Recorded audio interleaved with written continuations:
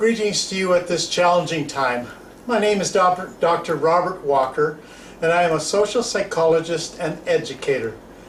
At this moment of time in our lives, we are being controlled by an invisible, to the naked eye, virus that is shaping how we live.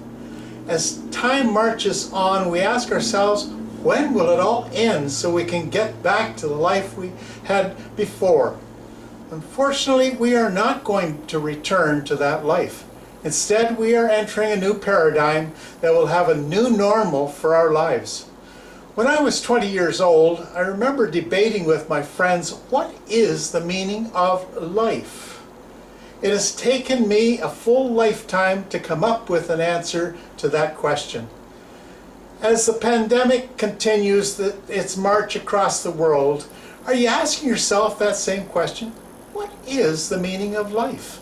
Up until now, our lives have been governed by science that originated at least 300 years ago with Isaac Newton. Putting it simply, science has told us if you can't see it and tested its validity, it doesn't exist. For the past 100 years, since people like Albert Einstein introduced us to quantum physics, this new science has been treated as woo-woo science because quantum light particles just don't behave the way the old science said it should. It said that quantum light could be in multiple places at the same time. I refer to the old science as part of the old energy and quantum energy as part of the new energy. I would invite you to watch the following video on health and wellness in the new energy to get you to think in a new way about life going forward after the pandemic. As we live our lives, our thoughts, emotions, and beliefs are formed by our families, friends, teachers, and culture. If you were raised in a religious tradition, the rules for life were guided by the biblical laws and norms handed down through centuries of interpretation. All this took place in centuries of old interpretations. All this time we are in the old energy that was meant to control the thoughts and actions of the followers of that religion. In the old energy, mankind's connection to the Creator God was meant to denigrate his or her true nature as a son or daughter of God. The Supreme Being, some religions went so far as to teach that everyone is born dirty and must spend the rest of his or her life getting rid of that dirt, which is referred to as sin. The new energy challenges that concept that humans are sinful creatures who must be brought into line if they want a special reward after they complete this life. The quantum light particles and waves totally debunk many of the theories that supported the old energy. The new science of quantum physics tells us that everything we see, including ourselves, is really made up of light energy or the God energy of creation. Just as the Supreme Being can be instantaneously in you, he or she can also be everywhere in the universe, just like the quantum light particles and waves. If we really are made up of light particles, then think of how close God is with us and in us at all times.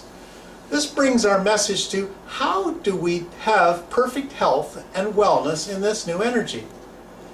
If, as science tells us, we are made up of swirling atoms, why is our health under attack so often? Some call the human body captured, coherent, or frozen light particles. When we think of how complex our body is, and most of it works on autopilot, why does it often break down? This leads to the recognition that we have a physical body we can see, but we also have three bodies we can't see: our emotional body, our mental body, and our spiritual body. When our physical body breaks down and gets sick, we seek outside help to bring it back to perfect health. Depending on our culture, we seek help from trained professionals to address whatever they believe will restore health to us. In Western societies, a physician is sought to aid us. Most doctors have been trained in seeking answers to problems through pharmaceutical answers in the form of chemical concoctions, which may or may not bring our bodies back into equilibrium. While many drugs do alleviate health problems, it is part of the process and procedures of the old energy. So what is the answer to the sicknesses that arise in the body? To answer that question, we must examine the other three bodies.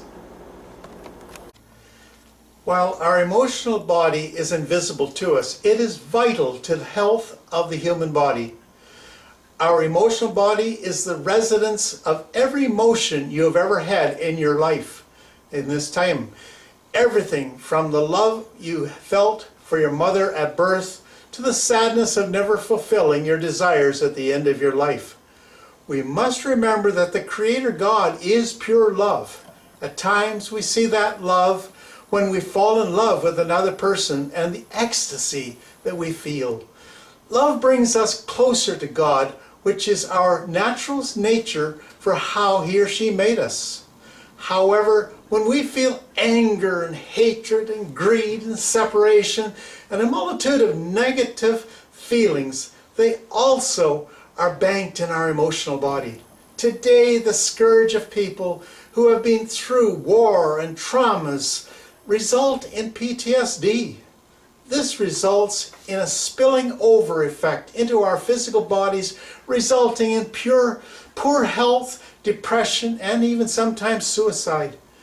Our second invisible body is the mental body, which houses our belief systems that are collected over our lifetime from all the people around us. When love surrounds our life, the influence brings us into that line with how God created us at birth. However, some are born into challenging lives that teach hate and division, and these belief systems can influence also how our physical bodies react. If negativity exists in a person's life, then the very negative thoughts can produce the very thing a person doesn't want. If your belief system believes you will get cancer because others in your family had it, that thought, which is energy, sends a message to your physical body that cancer should attack you as well. The third invisible body is our spirit or soul, which comes to us at birth and is the piece of the Creator God. The soul of a human is probably the least understood of all of our four bodies. Most people in the world believe that the soul is eternal and leaves us to go back to God when we die. Many religions state we only have one life, and when it's over, that's it. However, if our soul is part of God and He or she is eternal, logically so are we. As we mentioned previously, God's light is in everything, but that does not mean that God is in any way controlling us as we go through this life. In the beginning, the Creator gave every man, woman, and child free will to make their decisions on how to live this life. It isn't until we ask to have Him or her aid us will the God of all creation come in to offer guidance. Hence, most people go through life never seeking that help, and the soul cannot influence the health and welfare of the other three bodies. So what is the dilemma of poor health? Over the past, we have tried to solve our health problems with chemical solutions. Well, there's a place for drugs. Many of our problems are energy problems that affect our well-being. Since everything is composed of negative energy that moves into our physical bodies from our emotional bodies and mental bodies, we have problems. Just as we have to every now and then clean our houses, we also need house cleaning of our emotions, belief systems, problems that affect our well-being. Since everything is composed of negative energy that moves into our physical bodies from our emotional bodies and mental bodies, we have problems. Just as we have to every now and then clean our houses, we also need house cleaning of our emotions, belief systems, and restore our soul's connection to the Creator Spirit.